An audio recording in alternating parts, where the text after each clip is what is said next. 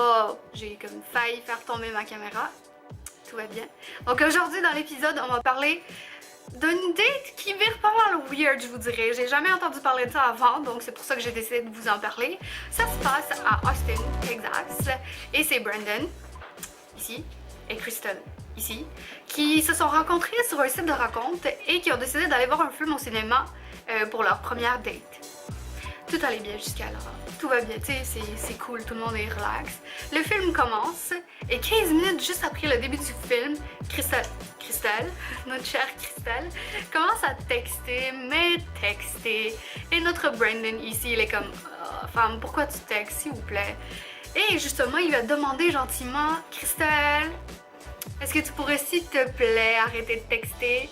Et notre jeune Crystal est comme, tu sais quoi, je vais revenir dans une petite seconde, s'il vous plaît, ok? So, elle s'en va. Et ben, elle est pas revenue. Elle est juste partie. About 15 minutes into the movie, the phone comes out. It's text, text, text, read, read, read, text, text, text. I mean, it was nonstop. My best friend texted me to make sure I was okay on my date. It was about a total of 3 texts. Do you think your texting was obnoxious? No, not at all. But Brandon says he really got fed up. I said, maybe you can take it outside. Like, I've seen people get kicked out of movies for things like this. Next thing I know, she says, I'll be right back, stands up, leans in, I'll be right back.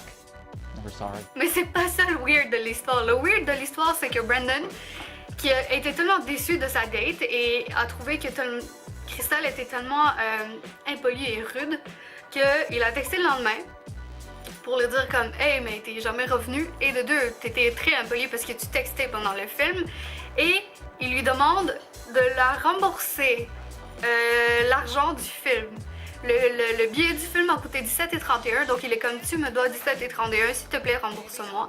Ça elle est comme moi je paye pas pour mes dates, donc elle est comme je vais pas te rembourser ton 17 et quelque chose, même si j'ai quitté en plein milieu du film que t'as payé pour. Et Brandon est comme à ta place je ferais pas ça, je rembourserai le billet parce que si tu ne le rembourses pas, je t'envoie une petite note de la cour qui dit que je te poursuis. Eh oui, je te poursuis aux petites créances pour 17,31 $. Et devinez quoi, Brandon, il a vraiment fait ça.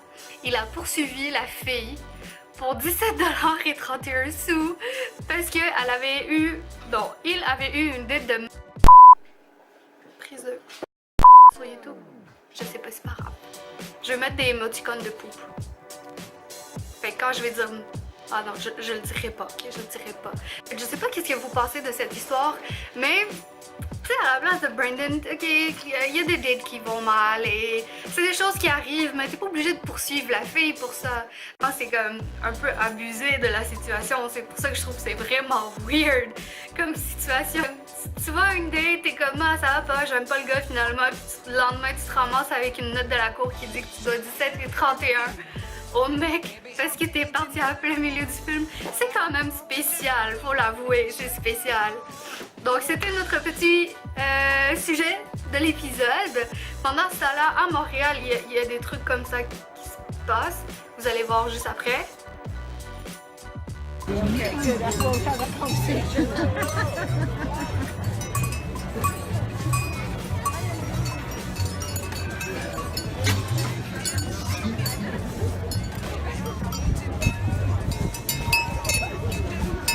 C'est vraiment bizarre.